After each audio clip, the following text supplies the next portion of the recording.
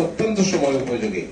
যখন সারা বাংলাদেশে বিভিন্নভাবে সংস্কারকে বিকৃতভাবে উপস্থাপন করা হচ্ছে, বিএনপির বিরুদ্ধে প্রপাগান্ডা চালানো হচ্ছে, তখন প্রবাসে থেকে অনলাইন টেলিভিশনের মাধ্যমে সবাই আছে বেগম খালেদা জিয়াকে আছি, আমরা তারেক রহমানের সাথে আছি, আমরা বাংলাদেশের জন্য।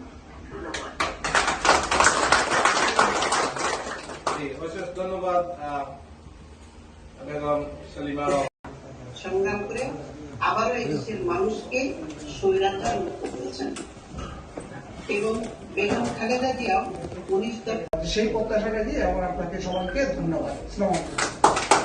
বক্তব্য আমরা শুনেছি সকলের। আমরা আসলে বক্তব্য যাব না, যেহেতু দেরি হয়ে গেছে। এখন আমরা খাওয়া দাওয়ার ব্যবস্থা আছে, খাওয়া দাওয়া করে যাব। আর আমি বলবো এই যে বিচারের কথা বলা হচ্ছে, তাহলে সেই বিচার শুরু করা হচ্ছে না কেন? বিচারটা শুরু করা হোক, শেখ হাসিনাকে বিচারের আওতায় আনা